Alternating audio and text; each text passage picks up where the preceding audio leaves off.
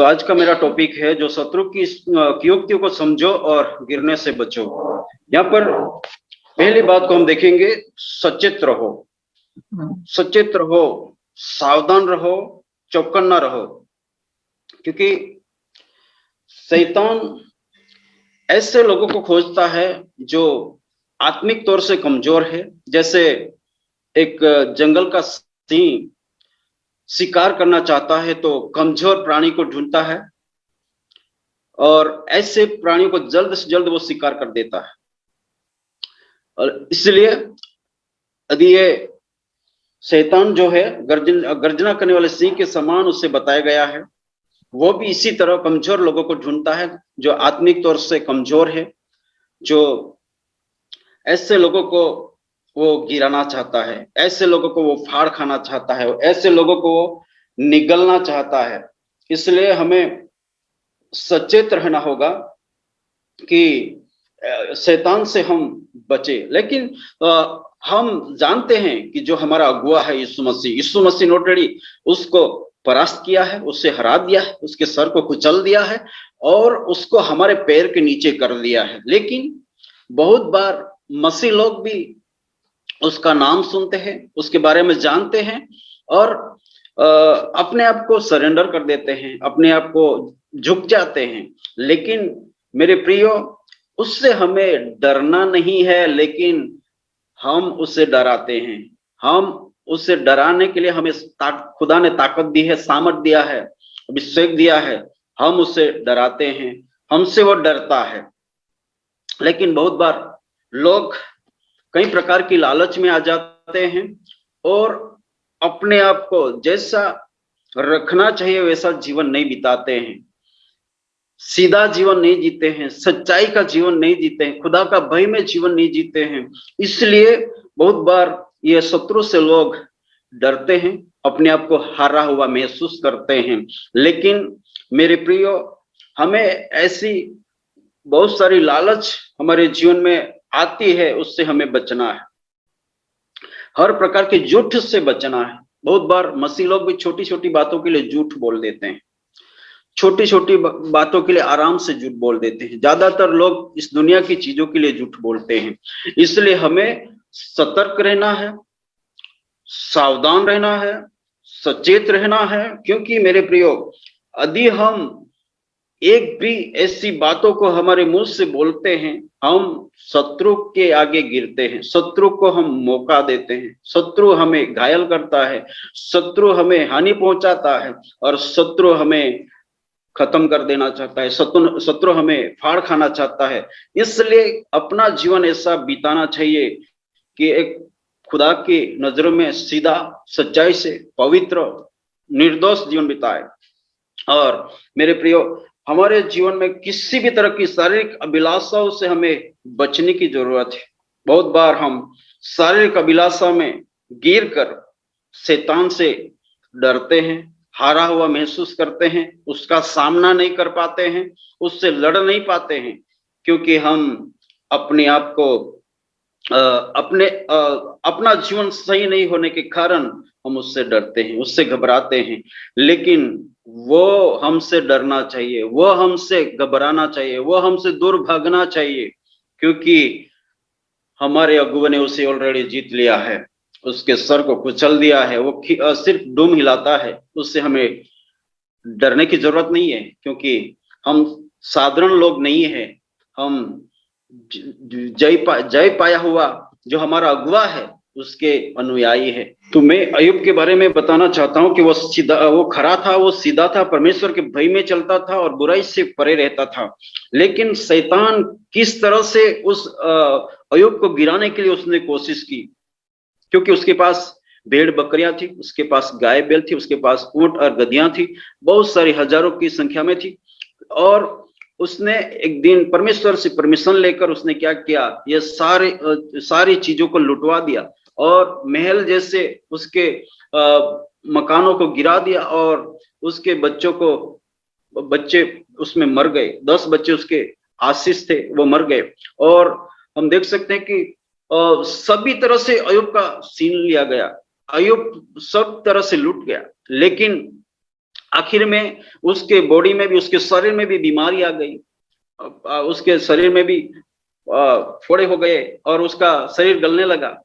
एक दिन उसकी पत्नी ऐसी परिस्थिति में, जो हियाव देने वाली होती है, वो एक दिन आकर कहती है, तू कब तक खुदा के ऊपर भरोसा रखेगा, आप उसको श्राप दीजिए और मर जाइए करके वो उससे ऐसा बोल रही थी। अयूब ने कहा, क्या आप अन्य जाति स्त्री के समान बोलती है? क्या हमें सुखी स्वीकारना चाहिए? क्या दुख नहीं हमें हमारे जीवन में आना चाहिए?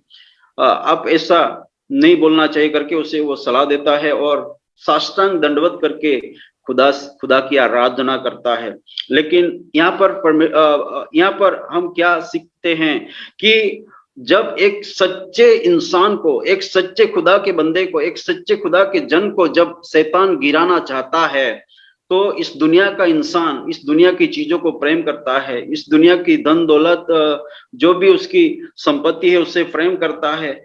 वो लंबा टेढ़ा बढ़ांक क्या बोलेंगे, मोड़ लेकर उससे गिराने की कोशिश करता है। पहले उसके पास जो भेड़ बकरियां, जो भी प्राणी थे, सबको लुटवा दिया। उसके बाद उसके महल जैसे मकान गिरा दिए, उसके बच्चे उसमें मर गए और उसकी सारी संपत्ति लूट गई। मतलब एक के बाद उसने अटैक करते गया, लेकिन आखिर में उसकी बॉडी को भी नहीं छोड़ा। लेकिन फिर भी अयूब क्या करता है? खुदा को जलाल देता है, खुदा की महिमा करता है, खुदा की आराधना करता है और वो अपने विश्वास में बने रहता है। वो अपने परमेश्वर के प्रति जो भरोसा था वो बनाए रखता है और वो इधर उधर नहीं होता। वो कहता है कि मैं बिना शरीर के भी मैं खुदा के पास जाकर खुदा को देखूंगा, ऐसा करके खुदा की आराधना करता है। मेरे प्रियो, आज छोटी चीज यदि हमसे इस दुनिया की वर्तमान में यदि किसी से छूट गई या जीवन से चली गई, तो इंसान दुखी हो जाता है, गिर जाता है, परेशान हो जाता है, निराश हो जाता है, चर्च नहीं जाता है, प्रार्थना नहीं करता है, बाइबल नहीं पढ़ता है, खुदा की आवाज को नहीं सुनता है।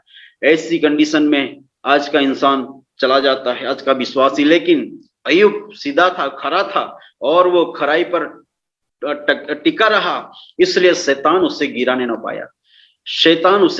पाया। मेरे प्रियो, आज आप और मैं यदि खुदा के भय में और खुदा के नजरों में सीधाई से चल रहे हैं, खुदा की नजरों में यदि हम खराई से चल रहे हैं, तो वो हमें गिराने के लिए ऐसे बहुत सारे मोड़ लेता है और ऐसे मोड़ से वो हमें सेंटर बनाता है और आखिरी में हमारे पास आता है। लेकिन हमें उससे बचना है, उससे हमें सतर्क रहना है, सावधान रहना है, सचेत रहना है और गिरने से हमें बचना है। जैसे हम यूसुफ के बारे में बहुत बार सीखते हैं कि यूसुफ छोटे से ही पिता का आज्ञाकारी बेटा था। 12 में से यही एक ऐसा बेटा था जो पिता का आज्ञाकारी था, परमेश्वर के भय में जीने वाला था, परमेश्वर उससे बातचीत करता था, वो दर्शन देखने वाला था और खुदा उसे बहुत ही बड़ा इंसान बनाने वाला था। वो उसके जीवन में प्रकट कर दिया था। वो उनके भाई लोगों को भी मालूम था, उसके पिता और उनके माँ को भी मालूम था, लेकिन उनको बहुत सारी ऐसी विपरीत परिस्थितियों में से गुजरना पड़ा। लेकिन हम क्या देखते हैं, यूसुफ को खुदा बहुत ही बड़ा इंसान बनाना चाहता था, बहुत ही ऊंचाई पर ले जाने वाला था। लेकिन शैतान को भी ये बात मालूम थी कि खुदा उससे बहुत ही बड़ा इंसान बनाने वाला है, बहुत ही एक अच्छा इंसान बनाने वाला है। लेकिन उसको भी गिराने के लिए शैतान उसके मालकिन को इस्तेमाल करता है। लेकिन वहां पर यूसुफ गलती से बचता है, दुष्टता से बचता है, बुराई से भागता है, इसलिए खुदा ने एक दिन उसे बड़ा इंसान बनाया। लेकिन कहने का मतलब मेरे प्रियो, शैतान हर एक इंसान को जो सच्चाई से चलता है, खराई से चलता है, खुदा के भय में चलता है, खुदा की मर्जी के मुताबिक चलता है, उससे गिराने के लिए ऐसे मोड़ लेकर आता है। दूर से वो अपना तीर चलाता है। लेकिन मेरे प्रियो, हमें बच के रहना है, क्योंकि इसलिए खुदा का वचन कहता है कि सचेत रहो, सावधान रहो, सतर्क रहो और हमें उसकी चालों से बचना है। दूसरी बात कि जागते रहो और प्रार्थना करो। मेरे प्रियो, हमें आत्मा में जागना है, आत्मा में जागते रहना है। और प्रार्थना दुआ में लगे रहना है। जैसे यीशु मसीह ने भी अपने चेलों से कहा, जागते रहो और प्रार्थना करो ताकि तुम परीक्षा में न पड़ो, परीक्षा में न गिरो। हालेलुया। मेरे प्रियो, हमें आत्मा में जागना है, आत्मा में हमें खुदा से रिश्ता रखना है, आत्मा में हमें खुदा से सुनना है, आत्मा में हमें पवित्र आत्मा से सीखना है, आत्मा में हमें खुदा की आवाज को सुनना है, आत्मा में हमें चलना है, आत्मा में हमें आराधना करना है, आत्मा में हमें प्रार्थना करना है, आत्मा में हमें एक अद्भुत आराधना करना है और आत्मा में ही हमें बातें करना है। जब हम आत्मा में जागरूक रहेंगे मेरे प्रियो, हम शैतान की युक्तियों से बचेंगे और हम एक जीवन जी पाएंगे। कुछ साल पहले हम एक ट्रेन में सफर कर रहे थे हमारे दोस्तों के साथ। तो हम एक कन्वेंशन में जा रहे थे महाराष्ट्र बॉर्डर पर, जब हम कॉलेज में पढ़ाई करते थे। तो क्या हुआ, रात का समय था और ट्रेन में लुटारे लोग आए और लुटारे लोग सोए हुए लोगों का पॉकेट काट रहे थे। एकदम से मुझे खुदा की रूह ने जगा दिया और मैं उठ गया। मैं देख रहा था कि ये लोग पॉकेट कैसे काट रहे थे, लेकिन मेरे दोस्तों को मैंने जगा दिया। हम लोग 3 थे और मैं शारीरिक रीति से सोया हुआ था, लेकिन आत्मा मेरा जागृत अवस्था में था। इसलिए मैं सब लोग गहरी नींद में थे। ऐसे समय में मुझे रूह ने जगा दिया और मेरे दोस्तों को मैंने जगा दिया।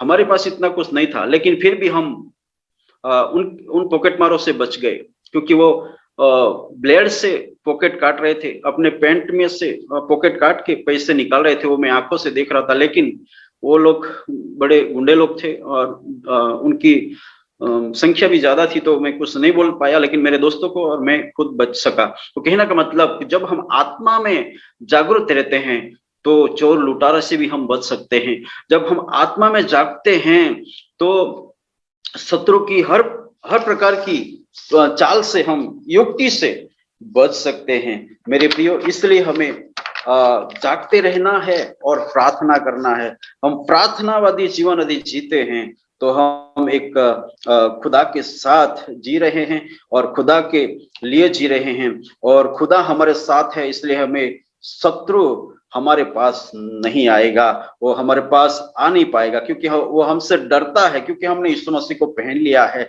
जैसे इफिसी की पत्री में हम पढ़ते हैं 6वें अध्याय में कि परमेश्वर के हथियारों को सज लो ताकि तुम शैतान की युक्ति को समझ सको, हो सके तो आप उनके सामने टिक सको। इसलिए मेरे प्रियो, जब वो शैतान को मालूम है कि ये इंसान कौन सा है, ये विश्वासी कैसा है, और वो समझ जाता है कि वो एकदम से ऐसे रोष से भरे हुए, वो खुदा के भय में जीने वाले लोगों से वो मुकाबला नहीं कर पाता है, वो भागता है।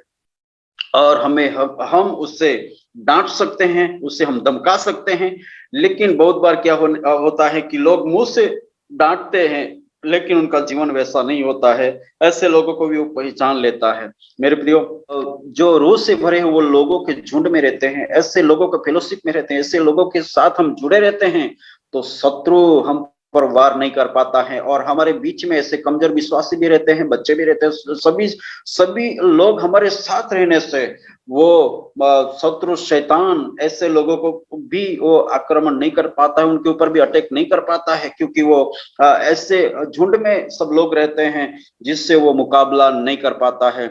लेकिन बहुत बार क्या होता है, लोग बाइबल नहीं पढ़ते हैं, दुआ नहीं करते हैं, आराधना में समय नहीं बिताते हैं, चर्च में रेगुलर नहीं जाते हैं।